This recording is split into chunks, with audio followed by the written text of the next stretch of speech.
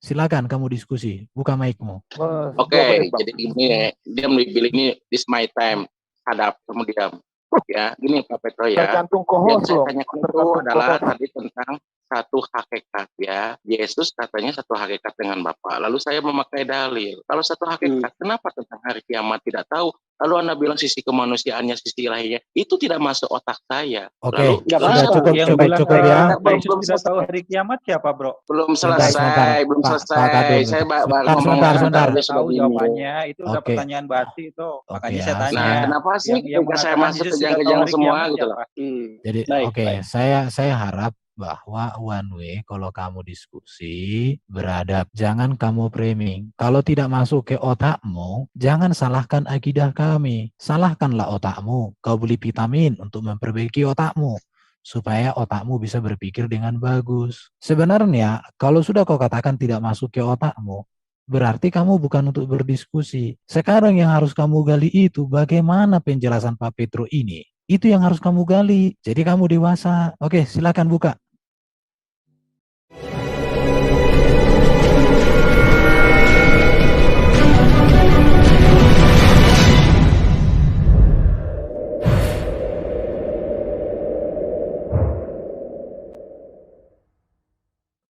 Seperti tadi yang saya tanyakan tadi loh Pak, kan pada mulanya firman. Firman bersama-sama Allah dan firman menjadi manusia. Itu kan berbeda dengan segala firman, ini ucapan Yesus, segala firman yang kau berikan kepadaku, sudah saya sampaikan kepada umat. Makna firman di Yohanes 1:1 dengan firman ucapan Yesus kan sudah maknanya berbeda juga. Oke, itu terdapat di mana? Yang Bisa Anda... saya enggak apa, tapi kan di dalam Bible kan ada itu.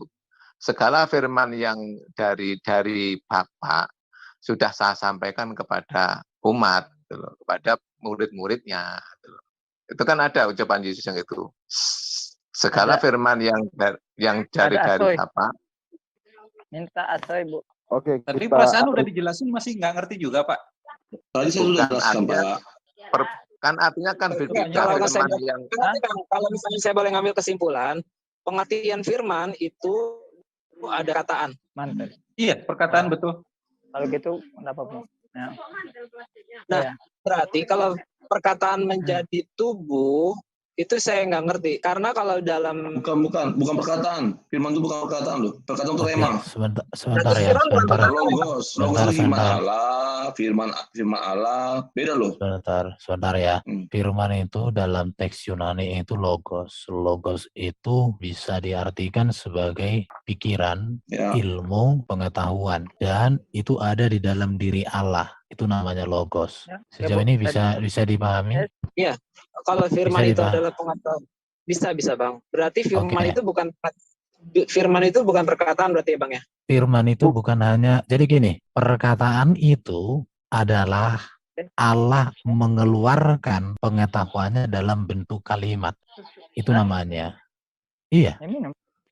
Makanya di dalam Alkitab kita harus membedakan apa itu firman dengan berfirman.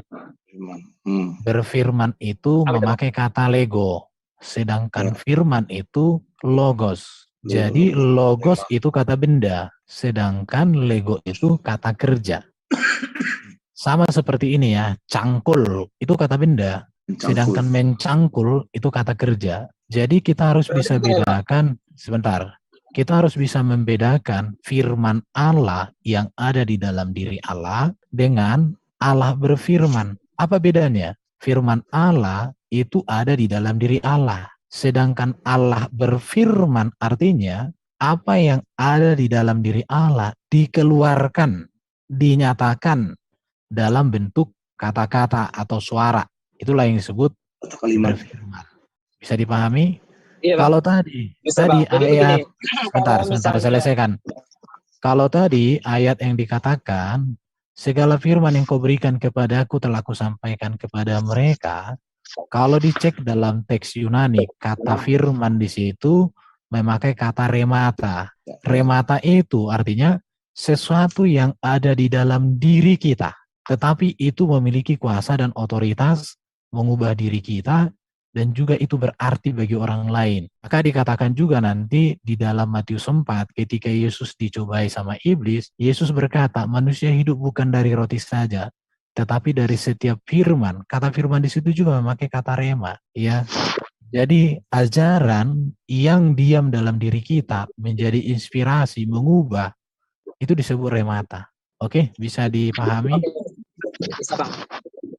Jadi begini Bang, yang saya tanyakan, ketika Sebentar, ada yang kresek-kresek ini. Yang kresek-kresek siapa ini? Kalau tidak bicara, di mute dong ya, supaya jangan terganggu. Oke, silakan.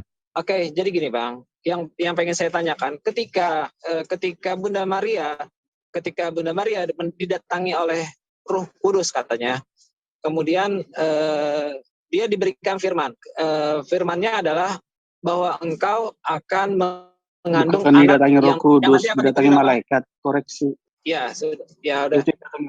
Engkau Quran. akan mengandung anak dan nanti akan diberi nama Yesus katanya kan. Pertanyaan saya Bang, firman yang dibawa itu perkataan atau ruh Bang? Membawa ruh, firman itu yang diberikan dibawa malaikat kepada Bunda Maria dalam bentuk firman. Firman itu adalah perkataannya itu pernyataan atau ruhnya Bang? Di sana kan Maria kan diajak berbicara. Silakan Pak Petro. Perkataan. Baik. Jadi jangan dicampur aduk cerita Quran dengan cerita Injil, karena jadi kacau pola pikirnya. Memang dalam Injil diceritakan bahwa Roh Kudus, Roh Allah yang menampakkan diri dalam rupa manusia membawa Injil, kabar gembira atau firman kepada Maria, kan seperti itu. Jadi dalam Injil bukan begitu. Yang mengunjungi Maria adalah Gabriel, gitu, bahwa dia akan mengandung anak Allah, namanya Yesus Kristus. Lalu Maria berkata, bagaimana hal itu terjadi? Gitu. Nah, Roh Kuduslah yang berkarya kepada Bunda Maria. Jadi ini mempertegas kesatuan Bapa, Roh Kudus dan Firman Allah itu adalah satu. Jadi Firman Allah itu dinyatakan ke dalam Bunda Maria melalui kuasa Roh Kudus, bukan Gabriel atau malaikat. Jadi Gabriel tidak membawa seonggok firman dalam dirinya, Gabriel tidak membawa buku dalam dirinya, atau membawa firman seperti dalam pola pikir Islami, gitu. Jadi dibedakan itu. Jadi firman Allah itu hanya ada di dalam diri Bapa, dikeluarkan lewat kuasa Roh Kudus, Roh Allah itu juga adalah Allah, maka firman Allah itu tadi mengambil rupa manusia. Ketika dikatakan firman Allah menjadi manusia, tidak berarti bahwa firman Allah itu bermutasi. Bermutasi artinya berubah jadi manusia, bukan. Jadi kemanusiaan itu sungguh manusia. Allah, firman Allah yang adalah Allah, salah satu sifat Allah itu adalah kekal, tidak berubah. Kemanapun Allah itu berada, bagaimanapun dia berada, dia tidak pernah berubah. Maka firman Allah yang adalah Allah yang mengambil inkarnasinya dalam rupa bayi Maria tidak berubah, kemanusiaannya tidak berubah. Jadi Allah dan manusia bersatu, menyatu dalam diri Yesus Kristus. Jadi begitu idenya. Jadi pada saat Yesus di dalam kandungan Maria, Bapa ada di dalamnya kandungan Maria juga. Oh, bukan begitu. Yang dikandung adalah firman Allah, firman Bapa. Ya. Kan sudah jadi manusia. Yang menjadi manusia apa? Pada saat Yesus di dalam kandungan yang jadi manusia siapa? Firman. Di dalam kandungan Maria, di dalam kandungan Maria kan sudah ada jasadnya Yesus. Di dalam kandungan kan Maria ada di dalam itu. Bagaimana? Bunda Maria akan mengandung. Bunda Maria akan mengandung Yesus, ya kan? Kemudian sudah menjadi daging. Nah, kalau Bapak dan aku jadi satu, berarti Bapak ada di dalam kandungannya Bunda Maria berarti. Secara substansi ya ilahi, Bapa, firman Bapa adalah satu, tidak pernah terpisah, gitu. Tetapi yang dikandung di sana bukan Bapa, tetapi firman Allah. Kan kalimatnya jelas. Jadi pola pikir yang harus digunakan di sana ketika kita berbicara tentang karya Allah yang Maha Esa itu, yang Maha Kuasa itu, kita berbicara tentang sesuatu yang metafisika. Jadi jangan digunakan metodologi yang fisik, gitu. Fisiknya adalah manusia, karne, gitu. Tetapi karne itu adalah karnenya sang firman Allah, ya. Firman Allah atau firman Bapa itu beda dengan Bapa, tetapi Loh, satu dalam tadi katanya, hakikatnya. tadi katanya aku di Analogi dalam surga Bapa, Bapa aja dalam biar aku. paham. Gimana? Selamat malam, boleh bertanya nggak saya? Udah resen nih dari tadi. Sebentar dulu, saya Bateraimu tuntaskan dulu. 2%, nggak usah nanti aja kau. Dituntaskan dulu Ustadz tadi itu. Ya. Gimana, Jadi Ustadz? tadi kan sudah saya tadi kan diberikan informasi bahwa aku di dalam Bapa, Bapa di dalam aku. Iya. Iya. Aku itu kan Yesus. Aha. Lah kalau Jangan Yesus ada di dalam kalau Yesus ada di dalam kandungan Maria, berarti kan Bapa di dalam kandungan Maria juga. Secara fisik yang dikandung adalah inkarnasi firman Allah. Contohnya, ya, seperti contoh yang kamu dengarkan ini sekarang di dalam HP-mu itu adalah visualisasi atau audio dari suara saya, akal saya, pikiran saya. Memang pikiran saya itu satu dengan diri saya, tetapi saya tidak ada di dalam audio Anda itu secara fisik, tetapi secara substansi, ya, secara substansi suara yang kamu dengarkan itu adalah hasil dari pikiran logika saya, ya, adalah satu dengan saya, substansinya, tetapi fisiknya, ya, yang kamu dengar itu adalah HP atau alat audio yang memperdengarkan suara saya. Tetapi di dalam kandungan Maria kan fisiknya Yesus. Oh enggak. Fisiknya ya kan? Fisiknya Yesus kan ada dalam kandungan. Kemudian bukan yang lahir kan juga fisiknya Yesus kan. Di dalam kandungan berarti kan Yesus. Makanya namanya karne. Fisik itu kan karne kan. Gini, mereka kalau kasih analogi nanti analoginya diseret kemana-mana, jadi nggak sampai. Mohon izin Bapak-Bapak sekalian. Sudah dari omongan manusia aja nggak paham, gampang. Mohon izin Pak Domba, mohon izin. Halo. Yes. Iya. Silakan Pak. Ya, saya rasa apa yang dijelaskan Pak Peter tadi sudah cukup jelas sekali ya. Kalau mau mengambil singkatnya tadi itu adalah satu itu tanda kutip gitu. Hanya saja dalam kekristenan memahaminya tadi seperti yang sudah dijelaskan. Masalah kata satu itu ya, jadi Pak Muslim gini ya, satu itu di dalam Alkitab itu tidak selalu berbicara satu wujud atau satu bentuk, satu bilangan. Karena satu itu bisa berarti sifat atau bisa berbicara juga tentang karya, kerja. Contoh, saya dan Pak Muslim itu satu enggak? Satu. Saya dengan Pak Petro ini satu, kita Pak Petro ya. Iya. Satu apa? Satu suku, satu jum, satu bangsa, sama-sama Batak kami. Kurang lebih. Satu ya. Ini jadi bentar. Lagi. Jadi Yesus dan Bapa itu satu dalam hal sifat, hakikat. Iya, karena dia firman. Dalam hal karya juga iya. Kenapa? Karena Yesus juga bicara, aku dan Bapa satu. Yesus katakan begini, aku tidak dapat berbuat apa-apa dari sendiri. Apa yang aku lakukan semua adalah kehendak Bapa. Itu buktinya bahwa Yesus dan Bapa satu dalam karya. Maka apa yang diajarkan Yesus, apa yang diperbuat Yesus adalah kehendak Bapa. Maka Yesus mengatakan siapa menghormati Yesus, dia menghormati Bapa.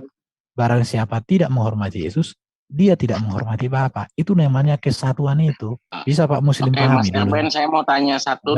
Sebentar dulu. Selesai dulu satu-satu topik. Jangan sebentar. Kalau saya pahami apa yang disampaikan tadi, bahwa memang Yesus bukan Bapa, bukan Tuhan gitu loh. Bentar. Jangan diputar begitu. Jangan diputar balik. Yesus bukan Bapa, Anda benar. Yesus bukan Bapa, Anda benar. Tapi Yesus bukan Tuhan, itu salah. Jadi begini, saudara. Kami punya terminologi, dua terminologi yang harus kamu mengerti. Ya, Yesus dan Bapa dalam konteks firman Allah ya, firman Bapa ya. Yesus sebagai firman Bapa adalah satu hakikat. Ya, hakikatnya apa? Hakikatnya ilahi, Allah, gitu. Lalu pertanyaan tadi bagus. Kalau begitu apakah Bapa adalah turut dikandung, gitu? Tidak. Kenapa? Karena yang dikandung itu adalah oknum sang firman Allah, gitu. Maka dikatakan hakikatnya satu, tapi oknumnya, personanya berbeda, ketiganya berbeda. Kami membedakan itu. Bapa bukan anak, anak bukan roh, ya. Tetapi ketiganya adalah satu dalam hakikat. Paham sampai di situ? Jadi yang dikandung oleh Maria siapa? Yang dikandung adalah firman Bapa, ya. Paham sampai di sana? Jadi kata sekarang kalau oknum, pada saat Yesus ada di kandungannya Ibu Bunda Maria, itu Bapak ada di mana? Bapak ada dalam hakikatnya. Bapak tidak kemana-mana. Dia melingkupi segala ruang, tempat, dan bentuk. Jadi tapi tadi pada saat diskusi, Pak Muslim tadi, ya. Pak Muslim, ya gini Pak Muslim. Harapan saya diskusi-diskusi ini saya memahami, mungkin Pak Muslim belum terlalu mengerti ya. Namun harapan saya diskusi-diskusi ini tidak dalam tanda kutip berjalan mundur. Jadi sebaiknya saya menyarankan bagi teman-teman Muslim yang ingin berdiskusi dengan teman-teman Kristen sudah memahami dan mendalami teologinya dulu gitu, sehingga yang di-challenge itu adalah idenya, bukan lagi pengertian ini, pengertian itu, kayak misalnya rema dan logos segala macam. Harus sudah memahami hal itu supaya tidak berulang-ulang kita melihat di Zoom ataupun di YouTube itu yang saling kita berulang-ulang berchallenge gitu. Kurang lebih sih seperti itu saran. Tapi pertanyaan sangat bagus ya. Itu pertanyaan sangat bagus sekali, ya toh. Apakah Bapak turut dikandung? Jawabannya tidak. Iya, jawabannya memang tidak. Jadi karena yang dikandung oleh Bunda Maria adalah oknum atau pribadi dari firman Allah tadi, firman Bapa. Bapak ada di mana? Bapak ada di dalam hakikat ilahinya. Di mana dia? Dia ada di atas dimensi waktu. Dia memenuhi segala ruang, tempat, dan bentuk. Dia tidak terikat pada satu tempat. Saya mau tanya kepada kamu, Peto. Tunggu.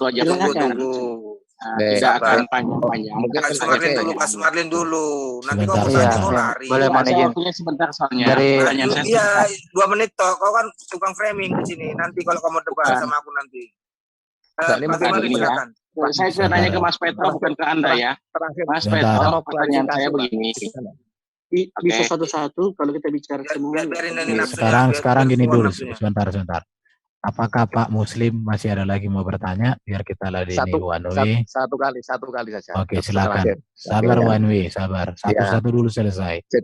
Jadi pada saat tadi saya tanya, pada saat Yesus mau disalib, tadi kan saya mengatakan kok pertanyaannya kan Eli lama sabahtani. Itu katanya informasinya Bapak ada di dalam Yesus. Ya kan? Tapi begitu saya tanya pada saat Yesus ada di Bunda Maria mengandung, bahwa Bapak tidak ada di dalam kandungan Ibu Bunda Maria. Ini yang saya kok kamu itu udah mengatakan Bapak tidak ada di dalam kandungan Bunda Maria siapa? Sebentar. Bapak, bukan begitu. Tadi kan sebentar, Pak RB sebentar. Ya, lanjut Pak Petra, silakan. Jangan dipahami pernyataan saya. Pertanyaanmu tadi, Bapak di mana? Jawaban saya apa? Bapak ada di hakikatnya, menempati semua ruang, waktu, tempat, dan bentuk. Bapak ada di rahim Bunda Maria, Bapak ada di langit, Bapak ada di laut, Bapak ada di mana saja. Jadi dia sama dengan firman Allah. Ketika firman Allah dikandung pun, ya, firman Allah itu menempati rahim Bunda Maria. Secara bersamaan juga dia tetap satu dengan Bapa. Secara bersamaan juga dia menempati ruang, tempat, dan bentuk. Di sana ada misteri metafisika. Jadi jangan ditarik ke dimensi fisik saja, begitu. Ketika Allah memasuki Allah memasuki dimensi waktu, ya, dia tidak melepaskan atau tidak keluar dari dimensi di luar waktu. Di sana ada sesuatu yang luar biasa. Apa yang dikatakan oleh Pak Petro itu betul, karena itu tercatat di dalam Alkitab. 2 Tawarik 2 ayat 6 itu ya, mengatakan bahwa langit, bahkan langit yang mengatasi segala langit pun tidak dapat memuat dia. Artinya dia tuh lebih besar dari alam semesta ini, dia di mana-mana, hadir di mana-mana. Jadi kenapa pertanyaan kok di dalam Bunda Maria itu tidak ada Allah Bapa? Ya dia memenuhi alam semesta ini termasuk dalam rahim kita. Gitu loh. Nah itu. Oke, tambahan saya itu. Oke. Giliran saya ya. Pertanyaannya dua aja, yang mudah aja. Enggak, sebelum kamu bertanya, saya jelaskan supaya kamu lihat pertanyaannya itu sinkron nggak dengan jawaban. Bukan saya ini tadi ke Mas Petro, Billy, tolong tertib dong, Billy. Saya bertanya ke Mas Petro menarik sekali ya. Saudara Muslim tadi sudah tuntas dulu atau kita sampai di sana dulu ya saudara Muslimnya. Pertanyaan memang bisa panjang, tapi sangat menarik ya. Logikamu luar biasa ya. Oke. Saya menghargai Petro ya, Anda bilang tadi Yesus hakikat dengan Bapa, betul nggak Petro? Iya, saya hakikat dengan Bapa, saya hakikat dengan roh Bapa. Karena kita berbicara tentang Elohim yang ehad, Elohim yang satu. Oke. Saya tidak suka berasumsi, orang yang bertanya pun saya menggunakan dalil ya Petro ya. Dalam Matius pasal 24 ayat ke-36 ya, mengenai tentang hari itu kiamat, anak pun tidak tahu, malaikat tidak tahu, hanya Bapa sendiri yang tahu. Dari mana Petrus satu hakikatnya? Sebentar dulu. Jawab pakai dalil. Aku jawab. Saya bertanya pakai dalil saya Petro. Ya, saya bertanya pakai dalil. Jangan jawab sama asumsi. Zero poinnya bagi saya, silakan. Begini. Kalau kamu berdiskusi dengan saya, jangan khawatir saya. Asumsi itu pendapat. Gitu. Pendapat saya itu berdasarkan data. Jadi saya akan memberikan Anda jawaban dengan asumsi, pendapat, gitu. Asumsi itu adalah sesuatu yang objektif. Masa saya bertanya pakai dalil jawab asumsi. Diam dulu kawan kau kurang ajar kau lama-lama mencengkelkan kau. Jadi saudara, kalau kamu mau berdiskusi dengan saya, jangan kau atur saya. Kalau kau mengatur saya, kau pergi saja kau, gitu. Mengerti? Kau buat pertanyaanmu, saya jawab. Bagaimana jawaban saya itu urusan saya dan pemirsa. Biar pemirsa yang melihat otakmu dan otakku, begitu loh. Jangan kau merasa lebih hebat. Padahal kau cuma curut. Pakai etikamu bertanya. Oke, Pak Petrus silakan dijawab. Jangan galak-galak, Bro. Bukan, silakan Pak Petrus jawab. Yesus kok tidak tahu hari zaman. Baik. Jadi seperti dikatakan tadi itu, melihat Yesus itu, kamu harus melihat dia secara utuh, komprehensif. Siapa dia? Ya, dia bukan hanya firman Allah saja yang firman yang ada pada kitab Kejadian 1. Pada mulanya Allah menciptakan langit dan bumi berbentuk dan kosong gelap bumi dan seterusnya. Di sana dia adalah firman Allah dalam hakikat ilahinya, gitu, yang tak terjangkau, tak tersentuh, tak terdengar, tak terlihat, tak terselami, gitu. Dia yang tak terselami dan tak terjangkau itu, ya, memasuki dimensi yang terbatas tanpa kehilangan kesempurnaannya. Itu hebatnya Allah yang Maha Kuasa. Allah yang Maha Kuasa itu tidak dibatasi oleh kemahaannya. Dia tidak terikat pada sana. Dia bebas, mandiri, sempurna. Gitu? Nah, ketika dia berinkarnasi dalam dimensi yang mengambil dimensi yang terbatas, pada saat yang bersamaan juga dia tetap dalam hakikat Allahnya. Karena Allah pada prinsipnya tidak pernah berubah. Dimanapun dia berada, bentuk apapun dia berada, dia tidak akan pernah berubah. Ya. Tetapi dalam rupa dimensi yang terbatas hamba Allah itu, dalam rupa hamba Allah itu, dia memasuki dimensi yang terbatas. Maka dalam hal-hal tertentu, dia membatasi dirinya pada apa yang perlu dia nyatakan. Tetapi pada hakikatnya dia berkata, segala milikku adalah milik Bapa, segala milik Bapa adalah milikku. Ya. Aku dan Bapa adalah satu. Dan di dimensi lain berarti Pak Petro, ya, Yesus mengatakan dia tidak tahu akhir zaman itu dalam dimensi kemanusiaan. Apakah begitu, Pak? Ya, dia harus. Tetapi dalam dimensi ketika dia berkata bahwa segala milikku adalah milik Bapa dan segala milik Bapa adalah milikku, apa itu milik Bapa? Pengetahuannya, hikmahnya. Gitu.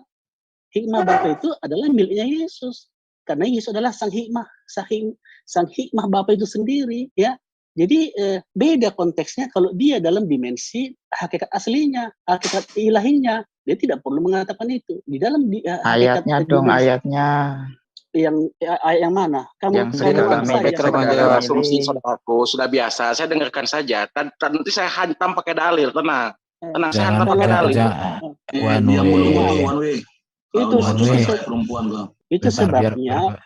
Itu sebabnya Allah Subhanahu wa taala menyuruh kamu untuk menyembah Al-Masih. An-Nisa 172. Al-Masih sama sekali tidak akan menjadi hamba Allah, dan barang siapa enggan menyembahnya, kamu akan disetrap, menghormat bendera sepanjang segala masa. Kalau dia adalah hamba Allah yang harus disembah, berarti dia adalah Allah, dia adalah Tuhan. Tuhan dalam rupa hamba Allah. Tuhan yang mengambil rupa hamba Allah, dia tetap Tuhan, walaupun dalam rupa hambala. Pak Petro, yang saya tanyakan itu masalah Demikian. sehakikat. Dalam Yohanes 14 ayat 28, Bapak lebih besar daripada aku. Dari mana Anda bilang satu Sebentar. Bapak Itu sudah lebih besar daripada aku? Sebentar. Ya, Jadi gini. Sebentar.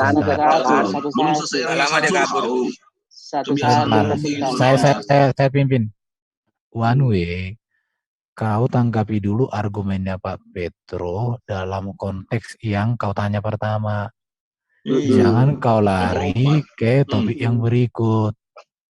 Jadi gini, Mas Herben, kita sebentar. biasanya diskusi cerdas ya. Yang saya tanyakan ini masalah hakikat. Bukan cerdas itu. Kau diam dulu ya.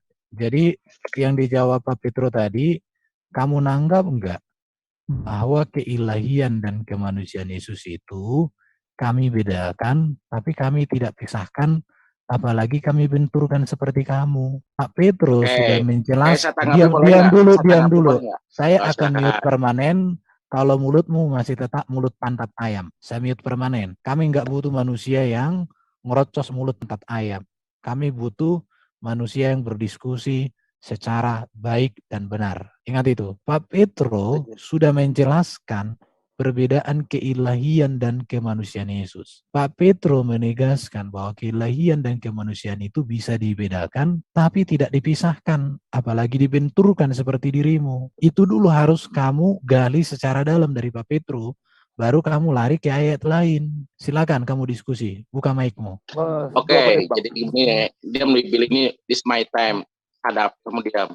Ya, gini Pak Petro ya. Tergantung Yang kohos saya loh. tanyakan itu adalah tadi tentang satu hakikat ya. Yesus katanya satu hakikat dengan Bapa. Lalu saya memakai dalil. Kalau satu hakikat, kenapa tentang hari kiamat tidak tahu? Lalu Anda bilang sisi kemanusiaannya, sisi ilahinya. Itu tidak masuk otak saya. Oke, Lalu, cukup ya. Yesus tidak tahu hari kiamat siapa, Bro? Belum selesai. Saya sebentar. Tahu jawabannya, itu udah pertanyaan basi itu. Makanya saya tanya. Nah, kenapa sih ketika saya masuk kejang-kejang semua gitu loh? Kenapa aku tidak ngomong sama kamu ya? Saya hanya ngomong. Jadi saya harap bahwa one way kalau kamu diskusi beradab, jangan kamu framing. Kalau tidak masuk ke otakmu, jangan salahkan akidah kami. Salahkanlah otakmu. Kau beli vitamin untuk memperbaiki otakmu supaya otakmu bisa berpikir dengan bagus. Sebenarnya kalau sudah kau katakan tidak masuk ke otakmu, berarti kamu bukan untuk berdiskusi. Sekarang yang harus kamu gali itu bagaimana penjelasan Pak Petro ini. Itu yang harus kamu gali. Jadi kamu dewasa. Oke, silakan buka. Tapi kalau sekali lagi kamu tidak mengkritisi apa yang disampaikan Pak Petro tapi memframing, saya tendang kamu keluar, saya remove. Gini ya, Mas Herben ya, saya mau ditendang mau tidak pun nggak masalah ya. Saya hanya di sini niatnya berdiskusi ya. Enggak, niat diskusi itu bukan kayak gitu. Niat diskusi itu dengarin. Berdiskusi itu saya kasih tahu samamu. Berdiskusi itu kita bertanya, orang menjawab. Kita kritisi jawabannya. Itu baru diskusi. Baik. Bukan memframing. Silakan Pak Petro. Baik, jadi kita fokus dulu ke satu ayat yang kamu angkat itu. Itu ada di Matius 24 ayat 36 ya. Saya bacakan. Saya bisa share biar kita nggak mereka-reka gitu. Silakan ya. Nah. Tetapi tentang hari dan saat itu tidak seorang pun yang tahu, malaikat-malaikat di surga pun tidak, dan anak pun tidak, hanya Bapa yang sendiri. Baca di sana. Ya.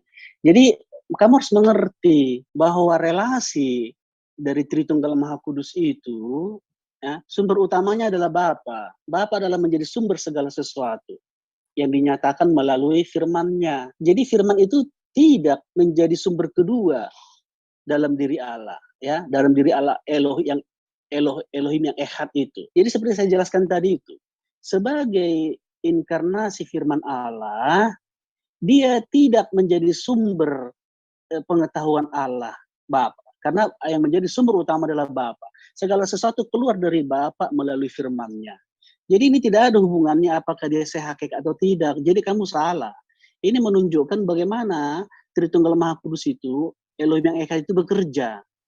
Jadi tidak masing-masing bekerja sendiri-sendiri. Kenapa? Sama seperti saya ya, yang berbicara ini, sumber utama logika yang keluar dari diri saya ini adalah saya, gitu. Saya. Tetapi logika saya itu sendiri tidak mungkin bisa mengeluarkan logika baru yang bukan dari saya. Kalau ada logika yang keluar dari logika saya, bukan dari saya, itu namanya saya itu orang gila. Gitu. Nah, Allah itu, Tritunggal Maha Kudus itu bekerja secara sempurna. Secara sempurna, Bapa menjadi sumber utama keluar segala sesuatu, dan segala sesuatu itu keluar hanya melalui logikanya, makanya disebut logika. Ya, keluar melalui logikanya yang dinyatakan lewat rema-rema atau firman-firman. Ya, jadi begitu cara kerjanya.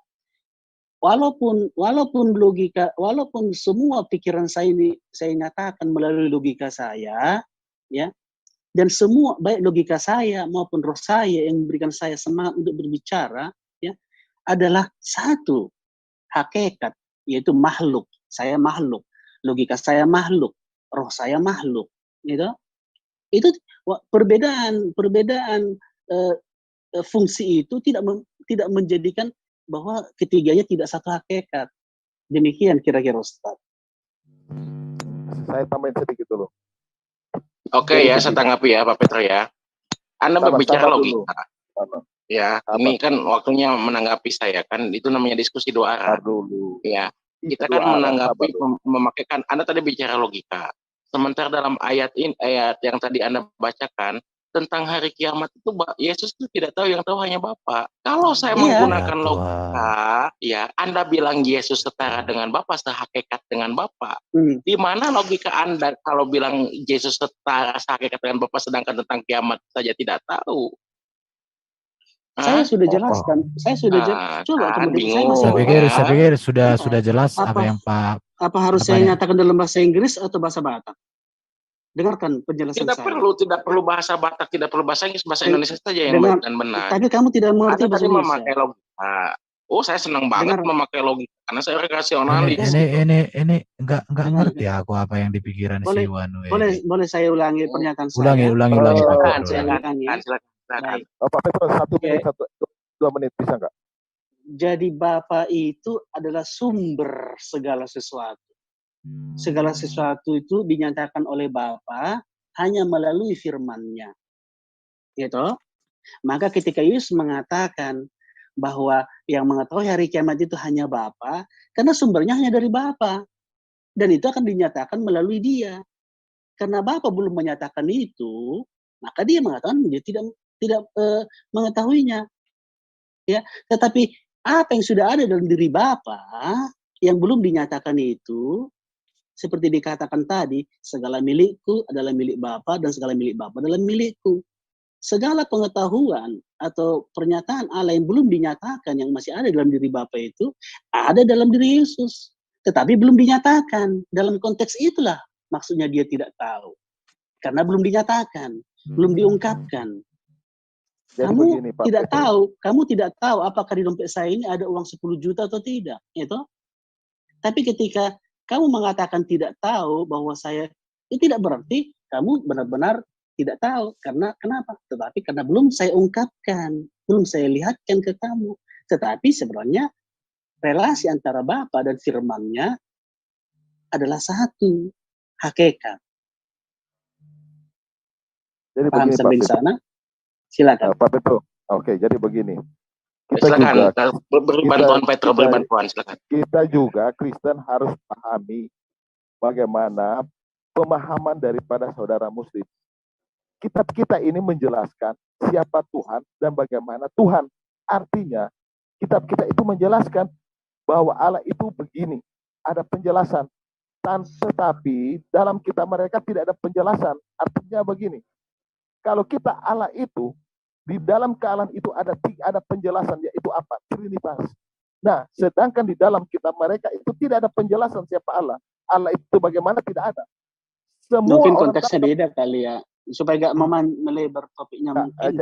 Jadi begini Pak Petro. Nah, kalau di sini kita menjelaskan kepada mereka dalam pemahaman mereka bahwa Allah itu tidak ada penjelasan seperti kita. Allah itu ada 3 oknum yang berbeda yang bekerja sama di dalam satu kealahan itu, kita akan paham. Ketika Yesus atau firman itu yang menjadi manusia itu hadir ke dunia, kealahan itu masih ada Bapa dan Roh. Mereka itu seikat, mereka itu bekerja sama dalam suatu kalahan. Kan ada penjelasan. Allah kita itu adalah Trinitas tersebut. Tetapi jika tidak ada penjelasan bahwa Allah itu single tanpa penjelasan, bagaimana mereka bisa paham? Berbusa-busa pun kita berbicara kepada mereka, mereka tidak paham. Jadi ketika Yesus di dunia ini, Bapalah yang sang penguasa daripada segala kehidupan ini. Karena Yesus telah menjadi manusia. Dia hidup dalam koridor dimensi kemanusiaannya Yesus. Makanya ketika Yesus di atas kayu salib, dia berseru kepada siapa? Kepada Bapaknya. Bapak itu siapa? Bapa dan Roh itu adalah Allah. Yesus itu adalah firman, firman itu sudah menjadi manusia. Bolak-balik di situ, mereka tidak akan paham karena di dalam otak mereka bahwa Allah itu tidak ada penjelasan. Bagaimana Muslim akan paham? Tidak akan paham sampai kiamat pun. Karena di otak mereka bahwa Allah itu esa tanpa penjelasan. Lanjut. Betul. Sebentar. Kalau Bang Petro menjelaskan kayak gitu, sama aja Bang Petro itu menjelaskan Anda sebagai bebek, menjelaskan tentang renang, mau sampai modar pun, dia nggak tahu karena dia itu adalah ayam. Sampai kapanpun dia nggak bisa renang, dia apain pakai teori apapun dia nggak bakal bisa renang. Kalau Anda menjelaskan, oh bebek renang kayak gini karena Anda bebek, ya gampang menjelaskannya. Dia sampai mati pun, sampai kiamat pun nggak bakal ngerti gimana caranya dia bisa renang, bisa ngambang di air. Begitu karena rupanya tidak bisa apa-apa. Diskusi ini baiknya bisa dijelaskan. Maksud saya kenapa sih sama satu pertanyaan saya saja kalian ini kayak kejang-kejang begitu? Otakmu buntu diisi mampet. Gini kan saya bertanya. Udah pikir sudah tertutup diisi. Pak Petro masih sebentar Pak. Masih bersedia Pak Petro dengan dia? Jadi begini, pertanyaan sudah saya jawab. Masalah tidak masuk ke otak Anda, tadi kan Anda sudah mengatakan memang masalahnya kan ada di otaknya, nggak masalah itu. Tetapi pertanyaan sudah dijawab, mengapa Yesus tidak mengatakan tidak tahu tentang hari kiamat, saya sudah jelaskan. Itu kalau Anda tidak mengerti nggak masalah. Yang penting kan tidak, kalau kamu menerima jawaban saya langsung kamu mendapatkan hidayah kan itu nggak seru gitu loh, gitu. Jadi terimalah jawaban saya itu, mau kamu otak-atik, mau silahkan nggak masalah. Tetapi apapun pertanyaanmu nanti, jawaban saya hanya balik ke situ juga, ya itu juga jawaban saya. Kenapa demikian? Kira-kira ada pertanyaan lain? Mohon izin ini Pak. Ya, Pak Sumardi udah kasih dari tadi Pak Sumardi. Kau diam dulu, Manwi. Pertanyaan itu nanti saya sama kau. Apakah Tuhan bisa jadi manusia? Kejang banget kamu itu. Ada kejang kamu itu. Pak Sumardi ini dari tadi kau datang robot. Saya tuh nyari yang cerdas loh ke sini itu gak memuaskan. Oke. Sekarang kau diam dulu. Sekarang gini, kalau jawabannya Pak Petro itu menurutmu salah, jawaban yang benar itu bagaimana, Wanwi? Oke ya. Ya di sini. Ya, udah sebentar Pak Samari, kita dengar dulu. Ketika saya mau ngomong sudah ada mulutnya. Kenapa? Dia sudah ngomong aja dulu. Nanti saya ngomong. Silakan ngomong. Oh iya baik. Ya, ini karena mau hujan di sini mungkin saya kata aja. Pak Petro, mohon izin Pak Petro, besok lusa saya ingin diskusi dengan Pak Petro. Kalau satu kehormatan tersendiri kalau bisa berdiskusi dengan Pak Petro. Silakan. Mohon izin Pak Petro. Bisa Pak, kalau kapan-kapan gini minta aja nanti. Iya. Oke, ini hujan di sini saya berangkat dulu ya Pak. Terima kasih banyak. Baik. Oke, terima kasih Pak Sumardi. Jangan lupa pintu sebelah kanan masuk surga, pintu kiri masuk neraka. Mari Pak. Sudah jatuh hujannya nih. Mari. Oke. Wanwi silakan. Sebentar biarin aja dulu Wanwi. Yang benar gimana? Saya dulu.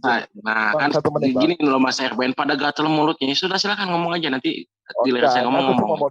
Aku cuma bilang, kalau kamu mau, setelah ini kamu akan debat sama Domba. Nanti saya jadi moderator. Lanjut aja kamu bicara. Nanti setelah ini kamu debat head to head sama Domba. Gimana Domba? Bisa? Siap. Oke, udah. Wanwi, yang benar gimana? Kan tadi Peter itu bilang bahwa Yesus Kristus. Enggak usah. Yang benar bagaimana menurut kamu? Yang benar ya Yesus dan Bapa tidak sehakikat dong. Ada ayat dalam ayat masa ada utusan sang dengan yang diutus itu satu hakikat. Masa sang pengutus dengan yang diutus itu kan satu hakikat. Oke, sekarang pertanyaannya sama kau. Suaramu yang kudengar ini dari dalam dirimu atau dari pantatmu atau dari sampingmu? Suara. Iya, Suara. suaramu yang kudengar ini dari mana itu asalnya? Ya, suara itu dari aku, tetapi suara itu bukan aku. Jadi suara yang kudengar ini bukan suaramu Ya, ya? saya hanya menciptakan suara. Saya menciptakan suara, tapi suara itu bukan saya. Oke, Saya menciptakan sekarang suara saja. sebentar.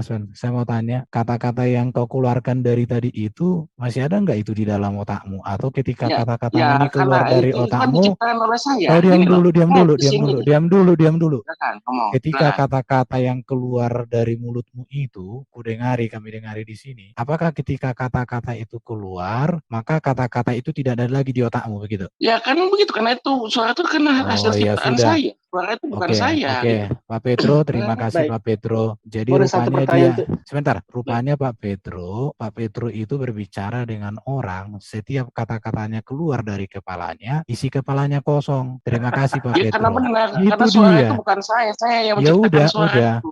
Baik. Dan Boleh Jadi satu pertanyaan, suaranya dia ini Pak Petro, supaya Pak Petro sadar, Oh, suaranya berarti si firman One itu Way ini. ciptaan Bentar. Jadi suaranya si One Way yang didengarkan Pak Petro tadi itu bukan bagian dari otaknya itu. Jadi dia ini datang ke sini Pak Petro, nggak ada otak.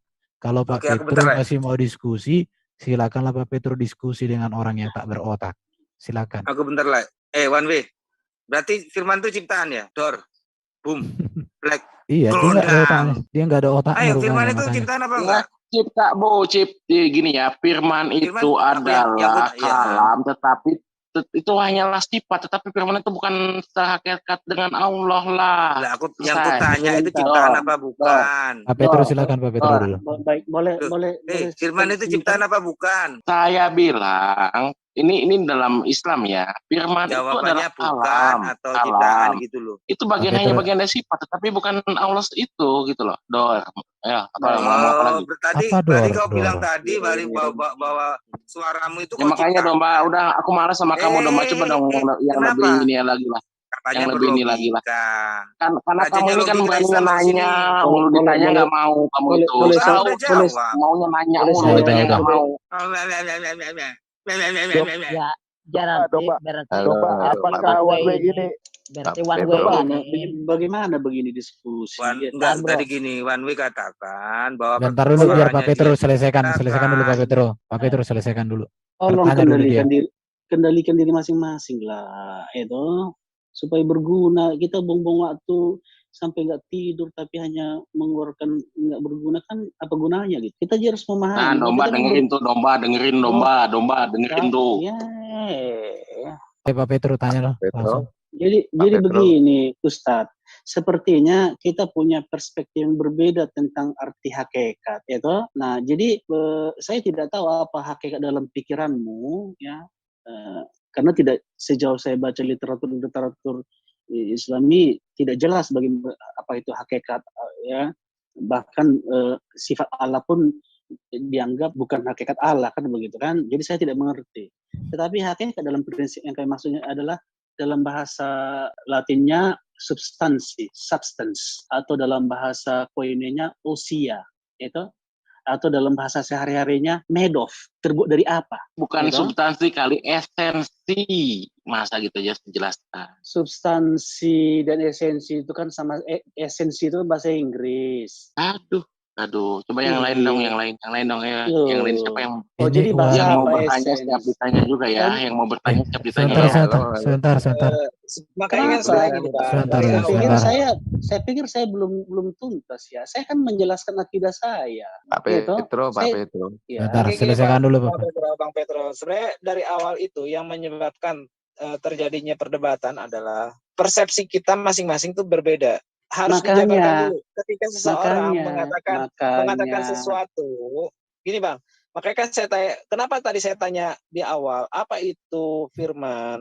Karena persepsi saya dengan persepsi Abang, firman itu berbeda. Abang mengatakan bahwa masalah sebentar. Esensi. Gini, Bang. Sebentar. Enggak. Kenapa? Saya mau menuntaskan dengan Sebentar. Saya mau ngomong sebentar. Udah lari dia, mulai lari sih. Ketika kita sedang berdiskusi, kita tuh ini harus menyampaikan dulu persepsi apa itu yang dimaksud dengan saya sedang ke sana sekarang. Makanya ini siapa sih yang menjadi lawan diskusi saya kok ribut aja ya? Silakan. Tapi yang mau bertanya berani ditanya, jangan kayak domba maunya nanya mulu. Ayo, siapa yang mau bertanya tapi berani ditanya? Ayo. Jadi bentar Pak One Way, Anda stop dulu Pak One Way. Don't disturb, oke? Lanjut yang lain. Tolong Pak Pedro selesaikan. Iya, begini loh. Kalau kita mau berdialog berdiskusi supaya nggak menyia-nyiakan waktu, saya menjelaskan akidah saya dengan perspektif akidah saya gitu. Saya tidak peduli apa perspektif akidah Anda. Nah, apa yang dimaksud dengan hakikat di sana? Hakikat itu adalah substansi atau usia. Yaitu dalam bahasa Inggris lebih sering digunakan essence. Tetapi essence itu bukan bahasa teologi resmi dalam kekristenan. Bahasa teologi yang resmi adalah substansi dari bahasa Latin. Kalau substansi segala sesuatu itu hanya ada dua. Kalau bukan pencipta, kalau bukan halik, makhluk. Hanya itu. Segala sesuatu yang bukan makhluk pasti halik. Segala sesuatu yang halik pasti bukan makhluk. Pilihannya hanya itu, ciptaan dan pencipta. Dalam hal ini, Yesus sebagai firman Allah, daftar Allah, logos Allah, hikmah Allah, yang ada dalam diri Allah, adalah Allah, substansinya. Tidak ada yang tidak Allah dalam diri Allah. Kalau dalam diri Allah mau ada yang bukan Allah, itu nggak masalah urusanmu. Kalau kamu mengatakan firman, ada beberapa orang mengatakan firman Allah adalah ciptaan, ya nggak masalah. Tetapi bagi akidah kami, logika kami, tidak ada yang tidak Allah di dalam diri Allah. Firman-Nya adalah Allah, rohnya adalah Allah, keduanya satu di dalam satu sumber, kami sebut Bapa. Begitu logikanya, saudara. Nah, mengatakan Yesus bukan satu hakikat, itu karena mungkin kamu menggunakan logika substansi atau logika dalam agamamu, di mana memang benar bahwa dalam Islam itu firman Allah itu ada mengatakan makhluk, ada yang tidak mengatakan tidak makhluk, gitu. Itu urusan Anda. Jadi ketika Anda bertanya tentang kekristenan agama saya dan kitab saya, ya saya menjelaskan dalam perspektif agama saya, kitab saya, bukan kitab Anda dan pikiran Anda. Demikian, silahkan. Jadi One Way ini berarti Allahnya itu, firmannya itu ciptaan ya? Iya, ada dua golongan. Nah itu berarti dia ini Mu'tazilah dia. Mu'tazilah mengatakan ciptaan dan ini sudah dikutuk, sudah dilaknat, yaitu Sunni mengatakan khairul makhluk, ya khairul, malah katanya khairul makhluk. Apa itu khairul makhluk? Pencipta dalam rupa makhluk, gitu. Memang benar bagi kami Yesus itu mengambil adalah sang khalik yang dalam rupa makhluk, dalam rupa hamba Allah. Itu makanya Aniha 172 itu kita tidak bertentangan itu bahwa Al-Masih tidak enggan menjadi hamba Allah atau Al-Masih tidak enggan mengambil rupa Allah, ya. Barang siapa enggan menyembahnya, kamu akan dilaknat, gitu. Jadi saya pikir, tapi itu kan perspektif kitab suci saya atas ayat itu. Kalau beda lagi dalam perspektif Anda, ya silahkan, nggak masalah. Gitu. Dalam dialog ini kita nggak usah ngotot-ngototan lah. Itu saya mempresentasikan akidah saya, ya wajar kamu tidak terima atau membuatmu terguncang. Itu wajar, gitu lah kan. Oke, silakan siapa yang mau diskusi. Tapi yang tertib, One Way udah pergi dia. Oke, One Way, ada lagi mau kita diskusikan? Oh, Tajirun, silakan Tajirun. Oke Bang, saya mau nanya, atas dasar esensi apa yang katanya Yesus sebagai manusia itu punya keterbatasan, tidak seperti Allah, Tuhan Bapa, itu harus disembah. Atas dasar apa Bang? Saya pikir silakan Tajirun dulu ya. Pertanyaan saya, atas dasar apa Yesus itu harus disembah? Sedangkan tadi si Pak Petro mengatakan bahwa Yesus itu punya sisi kemanusiaan, ya kan? Yang dimana kemanusiaan itu pasti terbatas. Boleh saya jawab? Ya, silakan Bang. Jadi kalau mau saya buatkan kalimat sederhana, atas dasar apa kita harus menyembah Yesus? Begitu ya? Iya. Pertama-tama dasarnya adalah dia adalah sang firman Allah. Firman Allah itu adalah Allah dan Allah itu menciptakan segala sesuatu, menyatakan segala sesuatu hanya melalui firman-Nya. Manusia bisa mengenal Allah dan bisa menuju Allah hanya melalui firman-Nya. Sama seperti saya. kamu hanya bisa mengenal saya saat ini hanya melalui ucapan-ucapan yang dikeluarkan oleh logika saya. Dan kamu hanya bisa mengenal saya hanya melalui logika yang saya ucapkan ini di hadapanmu sekarang. Maka kalau kamu menghormati ucapan saya ini, kamu menghormati saya. Kalau kamu melecehkan ucapan saya ini, kamu melecehkan saya. Maka demikian, kami harus menyembah Yesus sang inkarnasi firman Allah itu, karena dengan menyembah Yesus sang inkarnasi firman Allah itu, kami menyembah Elohim yang Echad. Dengan melecehkan Al-Masih sang firman Allah itu, kami melecehkan Elohim yang Echad. Maka tepatlah yang dikatakan dalam An-Nisa 172 itu, Al-Masih sama sekali tidak enggan menjadi hamba Allah, dan barang siapa yang menolak menyembahnya akan dikumpulkan Allah kepadanya untuk dilaknat. Gitu? Nah, demikian juga dikatakan bahwa dia adalah yang terkemuka di dunia dan di akhirat. Yang terkemuka di dunia dan di akhirat siapa? Tidak mungkin preman Tanah Abang, tidak mungkin preman Medan, atau tidak mungkin preman manapun yang bisa menjadi terkemuka di dunia dan di akhirat. Hanya Tuhan, hanya Allah. Maka wajarlah kami menyembahnya. Kami menyembah Yesus sebagai inkarnasi firman Allah, yang di dalam dirinya dia juga mengangkat hakikat kemanusiaan yang sudah disempurnakan lewat tubuh mulianya, yang nanti akan kita warisi bersama. Kita akan mewarisi juga nanti tubuh mulia sebagaimana tubuh mulia yang dia miliki kelak. Itulah gambaran kita nanti setelah kematian dan kebangkitan nanti. Demikian. Oke, saya tanggapin ya Bang. Kalau begitu, setiap orang Kristen yang mengatakan bahwa Yesus itu adalah Tuhan akan berbenturan dengan Matius 7 ayat 21 sampai 23, Bang. Matius 7 21 sampai 23. Boleh saya share ya? Langsung saya share screen boleh? Boleh, silakan. Matius 7. Oke. Bukan setiap orang yang berseru kepadaku, Tuhan, Tuhan akan masuk dalam kerajaan surga, melainkan dia yang melakukan kehendak Bapa-Ku yang di surga. Pada hari terakhir banyak orang akan berseru kepadaku, Tuhan, Tuhan, Tuhan, bukankah kami bernubuat demi namamu dan mengusir setan demi namamu dan mengadakan banyak mujizat demi namamu? Pertanyaannya apa? Nah, bahwa di ayat Matius 7 tersebut mengatakan orang-orang yang menyeru Tuhan Tuhan itu tidak akan masuk ke dalam kerajaan surga. Tetapi yang masuk kerajaan surga siapa? Adalah orang-orang yang mengikuti kehendak Bapa. Apa itu kehendak Bapa? Bukan mengikuti, melakukan. Ya, melakukan.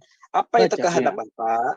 Yaitu adalah sembahlah Allah Tuhanku dan Tuhanmu. Di mana tertulis itu? Sebentar, saya harus cari. Bahwa Yesus itu mengatakan bahwa sembahlah Tuhan Bapa, beribadah kepada Tuhan Bapa, Tuhanmu dan Tuhanku dan Tuhanmu. Sebentar. Ada di Quran itu. Di Bible pun juga ada, Bang. Saya pernah menemukan, Bang. Ada sama Israel yang itu maksudnya. Jadi begini. Jangan dulu, biar dicari dulu. Itu apa itu Pak Petro? Masalah menyembah itu kutipan Yesus dari kitab PL ketika dicobai. Jika engkau anak Allah sembahlah gini kan. Yesus mengutip PL. Cuma mereka kan nggak tahu bahwa itu kutipan. Yesus sedang mengutip. Jangan dikasih kitab clue, biar dicari. Biar aja. Iya, itu kutipan itu. Yesus mengutip kitab Perjanjian Lama dalam menghadapi iblis itu. Buka kehendak Bapa di Yohanes 6 ayat 40. Enggak usah, tunggu kita lihat dulu ayatnya.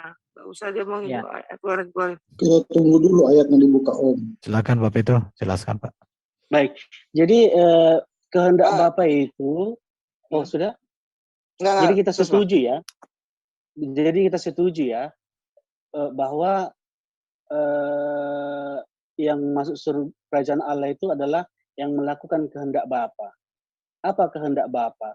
Itu banyak kehendaknya.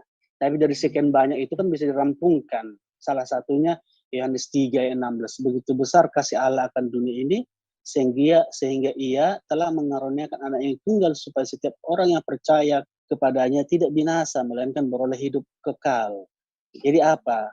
Kehendak Bapa itu adalah ingin mencintai manusia, menyatakan cintanya kepada manusia agar orang, sampai dia mengorbankan anaknya, katanya ya, supaya apa? Agar orang yang percaya kepada anaknya itu tidak binasa. Agar orang yang percaya kepada Yesus itu tidak binasa.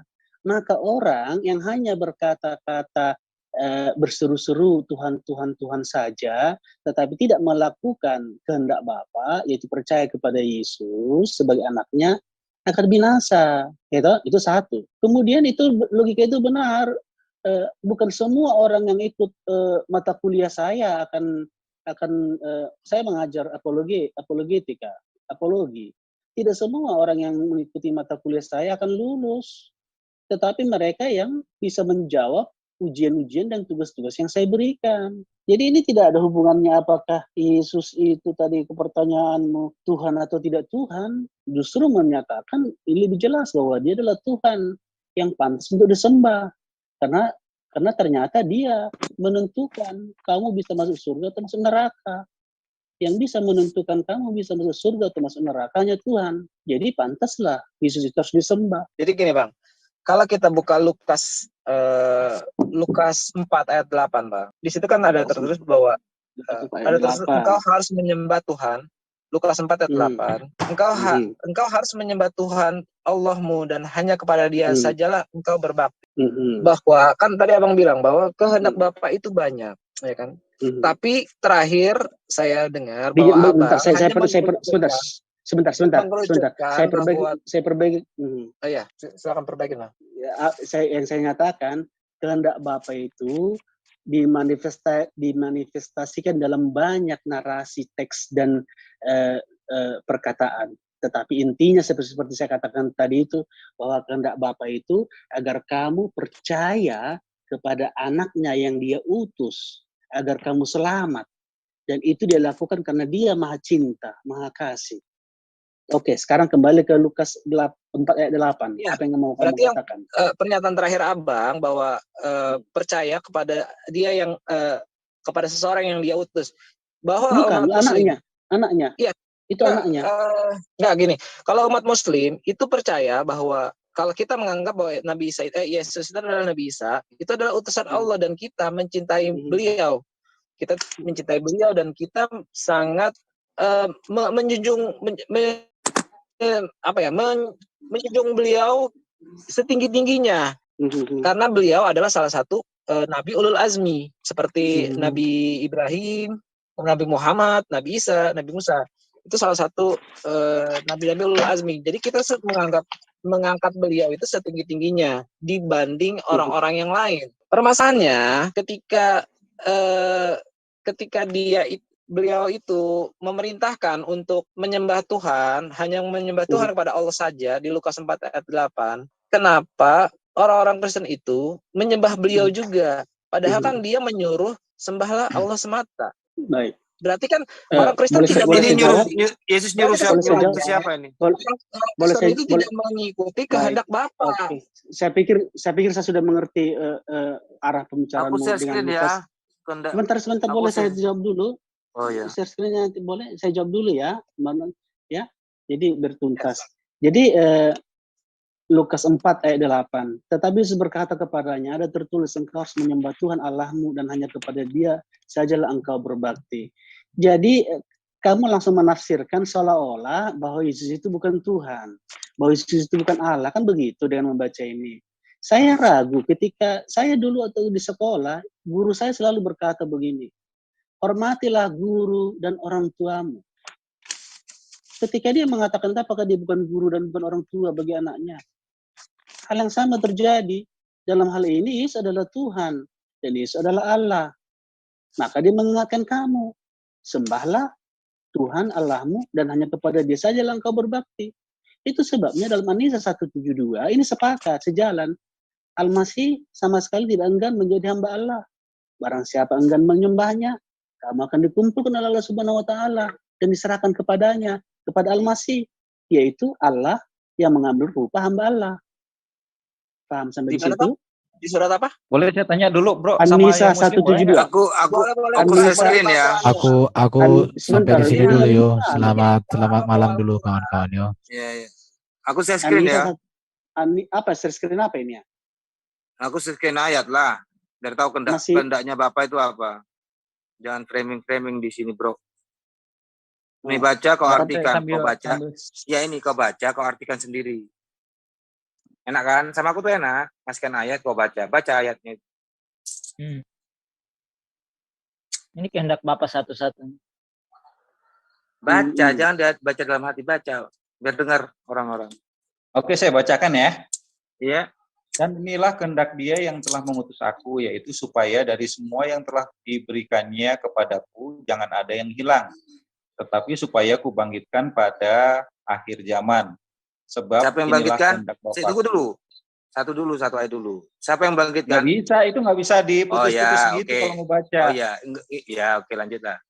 Ya, sebab inilah kehendak Bapakku, yaitu supaya setiap orang yang melihat anak dan yang percaya kepadanya beroleh hidup yang kekal, dan supaya aku membangkitkannya pada akhir zaman. Terus siapa yang bangkitkan? Iya, Bapak. Hah? Di mana Bapak? Iya, Yesus dong. Iya, itu maksudnya Yesus dong. Dia kan Yesus sendiri yang mengatakan demikian. Iya. Sebab inilah kehendak Bapakku, yaitu supaya setiap orang yang melihat anak dan yang percaya kepadanya beroleh hidup yang kekal, dan supaya aku membangkitkannya. Oh iya, sorry. Yesus yang membangkitkannya. Iya. Jadi kehendak Bapak itu apa? Setiap orang kehendaknya supaya setiap orang percaya kepadanya kan? Dan yang percaya kepadanya kan? Yang nggak percaya nggak dibangkitkan, bangkai di dalam tanah. Betul. Didasarkan. Jadi kehendak Bapak itu supaya orang percaya sama Yesus. Gitu. Lu mau dibangkitkan atau enggak? Dan Yesus membangkitkan mereka. Siapa Yesus bisa mampu membangkitkan? Anissa tadi tolong dibuka Bang. Anissa tadi apa itu ini? Anissa bro. Anissa 172. Saya yang buka atau siapa? Anissa, saya sambil lihat itu ya, saya tanya dulu sama yang Muslim tadi, katanya di Quran orang yang Muslim itu mengangkat Isa itu setinggi-tingginya. Sekarang saya tanya, lebih tinggi mana Isa dan Muhammad? Di antara Isa dan Muhammad lebih tinggi mana menurut Anda? Yang Muslim mana? Saya jawab ya. Dalam surat Al-Baqarah ayat 286 Allah katakan la nufarriqu baina, kita tidak membeda-bedakan antara Rasul yang satu dengan Rasul yang lain. Tadi? Surat mana tadi? Al-Baqarah 286. Saya buka Al-Baqarah 286 ya. Ya. 286. Boleh. Rasul telah beriman kepada Al-Quran yang diturunkan kepadanya dari Tuhannya. Demikian pula orang-orang yang beriman. Semuanya beriman kepada Allah, malaikat-malaikatnya, kitab-kitabnya, dan rasul-rasulnya. Mereka mengatakan, kami tidak membeda-bedakan antara seorang pun dengan yang lainnya dari di antara rasul-rasulnya. Dan mereka mengatakan, kami dengar dan kami taat. Jadi, di sini saya mau mengatakan bahwa ketika Abang mau membandingkan mana yang lebih tinggi, Nabi Isa atau Nabi Muhammad, secara umum ya, saya bilang bahwa Nabi Isa dan Nabi Muhammad sama, Bang. Kami tidak membeda-bedakan. Jadi tadi Anda mengatakan setinggi-tingginya tadi apa maksudnya? Kan tadi perkataan saya mengatakan kita mengangkat Nabi Isa setinggi-tingginya sebagaimana rasul-rasul yang lain. Berarti yang salah yang mana? Al-Quran ini yang ngomong atau Anda yang ngomong salah tadi? Yang ngomong yang salah yang mana berarti? Tadi Anda mengatakan mengangkat Isa itu dalam kondisi posisi yang setinggi-tingginya. Sekarang Anda mengatakan sama dengan Muhammad. Betul. Gimana sih? Ketika Abang saya angkat, misalnya saya angkat ke lantai 2, bukan berarti cuma Abang doang yang saya angkat ke lantai 2. Bisa lantai 2 itu setinggi-tingginya nggak, Bro? Ya, Bang. Gini loh, Bang. Ketika seseorang diangkat nih, misalnya diangkat nih ya. Misalnya anak kecil diangkat, pakai tangan setinggi-tingginya sampai tangan saya lurus gitu. Bukan berarti Ustadz, saya mau tanya, Ustadz. Bukan berarti hanya satu orang yang bisa diangkat. Ketaatan kamu kepada Allah dan Isa atau kepada Allah dan Sri Baginda? Kepada Allah dan Muhammad. Nah, berarti bukan kepada Isa dong. Kepada Nabi Isa berarti itu Sri Baginda lebih tinggi dong. Kan saya bilang bahwa secara umum bahwa kita menganggap semua nabi itu sama, setara. Tidak ada yang dianggap ada nabi yang tidak berhasil. Semua dakwah para nabi, walaupun dia hanya punya satu pengikut, itu semuanya berhasil. Kenapa? Karena bagi kami keberhasilan itu. Mengapa dalam ayat saudara, ini tidak masalahnya, taat kepada Allah dan rasul-rasul? Kembali sebentar. Masalahnya kembali ke topik. Kehendak Bapa itu apa? Kehendak Bapa itu kamu percaya kepada anaknya, Yesus, bukan taat kepada Allah dan Rasul, yaitu Sri Baginda. Wa atiu Allah wa al rasulu la'alakum turhamuna. Saya boleh nanggapi Pak Petrus. Apa itu, Pak? Itu loh. Jadi kembali ke topik Ali Imran 132. Pak Petro, Jadi saya boleh nanggapi. Bentar. Kembali ke topik dulu. Tadi kan kamu tanya kehendak Bapa. Ya, 132. Tadi kan kamu tanya apa kehendak Bapa itu untuk surga itu. Kehendak Bapa itu agar kamu percaya kepada Yesus, bukan taat kepada Rasul yang lain. Semua gitu Muslim itu beriman kepada Nabi Isa kalau disandingkan dengan Yesus, Pak Petro. Tapi paling tinggi, udah ya, tak buktikan ini, tak share screen. Dan kalian diam. Iya. Paling tinggi, maksud paling tinggi gimana? Pak, tolong kembali ke topik Pak, biar kita dari pertama kembali ke topik dulu. Ya, jadi jangan lompat-lompat. Tadi kan topiknya adalah apa kehendak Bapa itu, dan sudah dijelaskan kehendak Bapa itu agar kamu percaya kepada anaknya yang diutus supaya kamu tidak binasa. Ya kan tadi sudah direspon, semua Muslim itu beriman kepada Nabi Isa alaihissalam. Sudah toh? Ya, tapi kan spesialnya Muhammad. Intinya beriman apa, Pak? Beriman ya percaya bahwa Nabi Isa alaihissalam itu adalah utusan Rasul Allah gitu. Kalau kamu percaya, kamu Isa itu utusannya untuk dibaptis, Pak. Sekarang Anda sebagai percaya dengan utusan Anda dibaptis nggak? Betul, iya. Kamu harus dibaptis. Gini Pak ya. Jadi iman Islam itu gini. Belum gini. Saya menjelaskan iman kita dulu dong. Iya, jelaskan. Biar fair. Jadi yang kami imani adalah Allah mengutus utusannya, itu konteksnya adalah umat atau area di mana utusan itu diutus, juga dengan zaman-zamannya di kala itu. Kemudian iman Islam adalah meyakini, mengimani bahwa utusan Allah khataman nabiyyin itu adalah Nabi Muhammad SAW yang diutus sebagai nabi terakhir dan sekaligus tidak terbatas pada area dan tidak terbatas pada waktu. Jadi iman Islam adalah menerangkan bahwa setiap utusan nanti disusulkan dengan utusan yang berikutnya sampai dengan khataman nabiyyin yaitu Nabi Muhammad Shallallahu Alaihi Wasallam. Seperti itu. Baik, boleh saya respon sebentar. Saya respon satu kalimat. Sebentar dulu. Ini kan ke saya tadi. Tolong dong ya. Jadi berarti berimanmu kepada Yesus dengan apa yang Yesus harapkan berbeda. Karena kalau kamu beriman kepada Yesus yang diajarkan, Markus 16 ayat 16, siapa yang percaya dan dibaptis akan diselamatkan, tetapi siapa yang tidak percaya akan dihukum. Jadi salah satu syarat kamu percaya ya kamu dibaptis. Kalau tidak dibaptis, kamu menciptakan iman sendiri yang asing bagi Yesus. Demikian, silakan yang lain. Oke, intinya tidak beriman ya Bang ya. Ini saya nanggapi atau Kristen semuanya dulu nanggapi. Saya nanggapi sebentar. Ketika mempercayai Yesus itu harus dibaptis, pertanyaan saya, ada nggak orang di zaman Yesus ketika dia menyampaikan wahyunya Yesus pernah membaptis orang? Ya, Yesus membaptis bersama dengan para muridnya. Kapan Bang? Yesus berapa Bang? Ada.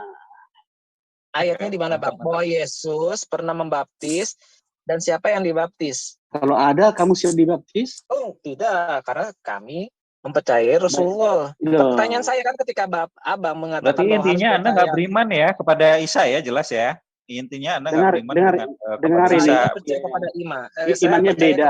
Imannya beda. Tapi saya tidak percaya bahwa mempercayai Nabi Isa itu harus dibaptis. Karena kenapa? Kalau memang harus dibaptis, ada nggak contoh Yesus itu pernah membaptis orang yang mempercayainya? Kamu disunat mengikuti siapa, Bro? Baca. Kamu disunat sebentar. Di ayat berapa? Dan siapa yang teman kita Yohanes 4 ayat 1. Ketika Tuhan Yesus mengetahui bahwa orang Farisi telah mendengar bahwa ia memperoleh dan membuat murid lebih banyak dari Yohanes, meskipun sendiri tidak membaptis, melainkan murid-muridnya, ia meninggalkan Yudea dan kembali ke Galilea. Jadi di sini dinyatakan bahwa Yesus membaptis lewat para muridnya. Jadi memang secara istimewa Yesus memberikan wewenang membaptis kepada para muridnya atas namanya dia. Atas nama dia, Yesus memberikan wewenang kepada para muridnya untuk membaptis. Dan para muridnya lebih banyak membaptis daripada Yohanes. Yohanes 4 ayat 1. Saya tanggapi boleh? Ya nggak, sebentar dulu. Sudah terjawab? Sebentar, nanti saya baca. Oke, baca sekarang saja. Baca sekarang saja. Jadi, ada di layar. Pak Petro menjelaskan pertanyaan yang mana itu Pak Petro? Supaya kita selesaikan satu demi satu.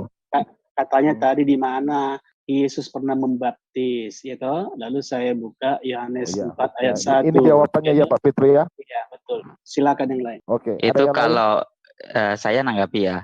Ini tapi menyelesaikan terkait dengan pembaptisan tadi. Jadi kalau dirujuk ke pembaptian yang dilakukan oleh Yesus itu kan pembaptian dengan roh gitu ya. Maksudnya dibaptis dengan roh bukan dengan bukan dengan roh.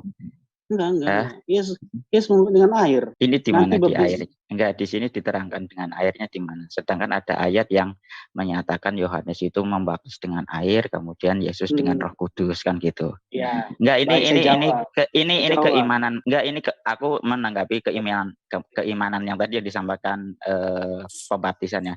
Sedangkan aku mau menyampaikan ini keimanan dari Islam gitu ya. Tadi kan menyatakan bahwa siapa yang percaya Yesus dibaptis kan gitu ya. Dari ayat yang sebelum ini. Nah, iman dari Muslim itu Nabi Isa alaihissalam itu diutus untuk Bani Israel. Jadi semua yang percaya. Saya bisa kasih bukti Quran bahwa saya bisa kasih bukti Quran. Ini saya nanggapi dulu sampai selesai, nanti ditanggapi lagi gitu kan enak sih ya. Jangan dipotong terus kayak gitu. Silakan dulu pertanyaannya. Nah ya, jadi pada konteks setelah Yesus menyampaikan risalah dari Bapa lah kan istilahnya Kristen gitu, dari Allah itu sudah disampaikan itu. Ulangi lagi Adam Ibrahim, lagi pertanyaan kamu putus-putus. Saya nggak nanya, saya merespon apa yang dibahas kan seperti itu. Nggak ada pertanyaan dari saya tadi. Oh, nggak ada. Kalau begitu kita pertanyaan yang lain dulu ada. Kalau Anda saya respon dulu. Silakan Pak Peter, silakan. Pernyataan bahwa Al-Masih hanya untuk Bani Israel itu tidak punya dasar biblis, bahkan dasar Quran. Kita bisa buka dalam surat dan enggak usah di dalam surat Al-Quran ya. Soalnya gini, nanti kena pelanggaran hukum mentafsirkan dengan enggak dong, enggak, maksudnya kan kayak tadi mengutip An-Nisa 172 itu kan kalau itu kan sudah melanggar hukum saya aja yang baca. Oke, 1 menit aku share screen ya. Ini namanya tipu-tipu. Oke ya, aku tunjukkan tipu-tipu Muslim ya, biar agak panas kita. Jangan terlalu los. Ini 13 alasan. Ini sampah aku bilang. 3 alasan mencintai Yesus harus masuk Islam. Kau bilang tadi Yesus itu untuk Israel. 3 alasan mencintai Yesus harus masuk Islam. Ini sampah. Kenapa? Segala perintah Yesus tidak ada yang dilakukan Islam. Baptis tidak dilakukan. Perjamuan kudus tidak dilakukan. Mengingat Yesus atas kematian dan kebangkitannya tidak diingat, tidak melakukan, tidak diperingati. Jadi ini kan andalannya umat Islam ini. Ustadz instan LS Mokoginta. Ini sampah, tipu-tipu untuk menipu orang Kristen supaya mualaf. Yesus sunat. Adakah perintah Yesus sunat? Yang diperintahkan Muhammad sendiri nggak disunat. Nah, janganlah itu. Jadi buku seperti ini, buku-buku tipu-tipu. Jangan tipu-tipu. Kalau berani katakan bahwa Islam tidak mengimani Yesus, karena yang diimani Isa. Karena segala apa yang diajarkan Yesus tidak dilakukan atau tidak diperingati dan tidak dilaksanakan oleh Islam dan menentang Yesus. Terima kasih. Oke, terima kasih Domba. Saya nanggapi. Mantap itu Pak Domba, mantap kali. Saya nggak ada buku itu pun semua Muslim sudah percaya. Nanti saya kasih waktu Pak, sabar dikit Pak. Jadi pernyataan bahwa Muslim tidak mengimani Yesus itu bohong. Karena kenapa? Sudah terbukti negara melegalisasikan buku tersebut. 13 cara untuk mencintai Yesus harus masuk Muslim. Itu salah satu bukti. Kalau ada asumsi yang lain nggak berdasar, saya nggak terima. Oke, pertanyaan berikut oleh Muslim. Insan Silakan, Moko Muslim. Ginta mendapat penghargaan dari MUI sebagai kristologi dengan buku-bukunya yang menurut saya buku sampah. Boleh saya menjawab satu pertanyaannya tadi bahwa Isa hanya untuk orang Israel. Silakan Pak Petro. Baik. Jadi pernyataan saudara mengatakan Isa hanya untuk Al-Masih hanya untuk orang Israel, itu sama sekali tidak punya dasar biblis. Tidak ada tafsir Kristen yang mengatakan Yesus hanya untuk orang Israel. Bahkan Allah Subhanahu wa taala pun tidak setuju dengan pendapatmu itu. Ini kita buka surat An-Nabiyah yang berikut ya. Coba biar tidak kena undang-undang penistaan agama, bisa Ustadz bacakan An-Nabiyah ayat 91? Saya bacakan aja. Walati ahsanat farjaha ubuset wa nafahna fiha birruhina waja'alnaha wabnaha ayatan lil alamin. Dan ingatlah kisah itu dalam kurung ya, Maryam yang telah memelihara kehormatannya, lalu kami tiupkan ke dalam kurung tubuh, tutup kurungnya, ruh dari kami. Dan kami jadikan dia dan anaknya tanda dalam kurung kekuasaan Allah, tutup kurung yang besar bagi semesta alam. Ya, bagi semesta alam, bukan bagi orang Israel. Jadi pendapat mengatakan itu hanya kamu yang mengulang-ulang, itu perkataan Moko Ginta, CS. Kalian tidak pernah belajar Quran, kitab suci sendiri, mengandalkan kristolog Moko Ginta yang tidak tahu apa-apa. Kalian ditipu. Yeah. Bahkan Allah Subhanahu wa taala mengatakan, jangankan Isa, ibunya pun adalah tanda bagi semesta alam. Bagaimana Allah sangat menghormati Al-Masih dan ibunya, dan mereka dijadikan tanda bagi semesta alam. Bukan bagi orang Israel saja, bukan bagi orang Arab saja, bukan bagi orang Batak saja. Untuk semesta alam, lil alamin. Demikian, terima kasih. Oke, jadi sangat jelas ya. Jadi yang menjawab itu bukan dari saudara Petrus, tapi yang menjawab semua itu dari kitab Anda kalian sendiri. Dari kitab kalian sendiri yang menjawab bahwa Isa itu bukan untuk satu bangsa aja.